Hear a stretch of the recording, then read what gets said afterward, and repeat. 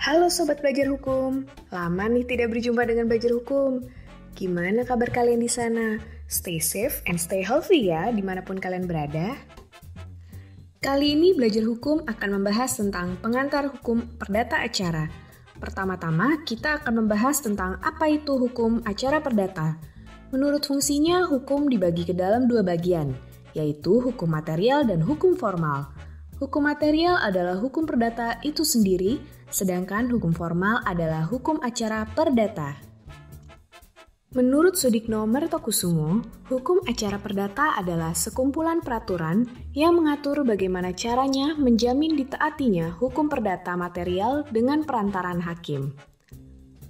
Sedangkan menurut Abdul Qadir Muhammad, hukum acara perdata adalah sekumpulan peraturan hukum yang mengatur proses penyelesaian perkara perdata melalui pengadilan sejak diajukan gugatan sampai dengan pelaksanaan putusan hakim.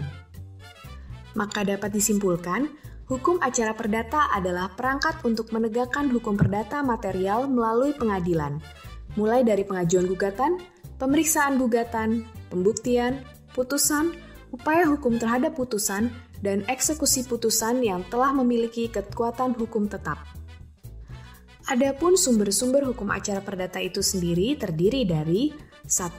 HIR, 2. RBG, 3. RV, 4. BW atau KUH Perdata, 5. WVK atau KUH Dagang, 6. Undang-undang khusus terkait, contohnya Undang-Undang Perkawinan dan Undang-Undang Advokat, 7. Jurisprudensi atau putusan hakim terdahulu, 8. Peraturan Mahkamah Agung dan Surat Edaran Mahkamah Agung, 9. Perjanjian internasional, 10. Doktrin, 11. Adat kebiasaan.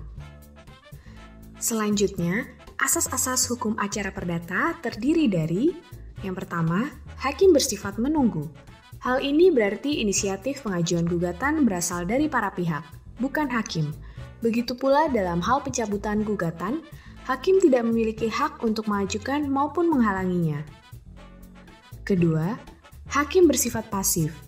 Hal ini berarti hakim hanya dapat mengadili sebatas apa yang dimintakan dalam gugatan yang diajukan. Namun, asas ini tidak menjadi penghalang bagi hakim untuk menggali, mengikuti, dan memahami nilai-nilai serta keadilan yang hidup di masyarakat. Ketiga, persidangan terbuka untuk umum.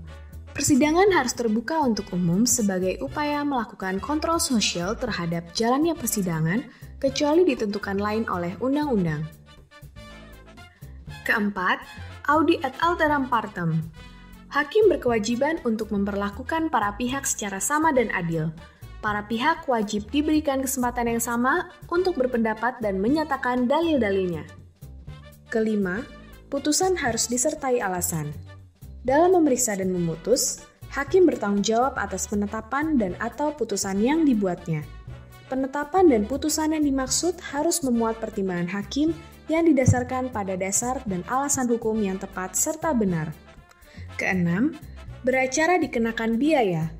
Biaya dalam hal ini digunakan untuk biaya operasional jalannya persidangan, seperti biaya pepanitraan, pemanggilan, dan biaya-biaya lainnya yang dikeluarkan dalam jalannya persidangan. Namun tidak menutup kemungkinan bagi penggugat atau tergugat yang tidak mampu untuk tidak membayar biaya beracara atau yang disebut dengan pro deo. Ketujuh, sederhana, cepat, dan biaya ringan. Hakim dalam hal ini harus mampu menjalankan pengadilan mudah dipahami, tidak terbelit-belit, cepat selesai, dengan biaya yang serendah mungkin, sehingga dapat dijangkau oleh semua orang.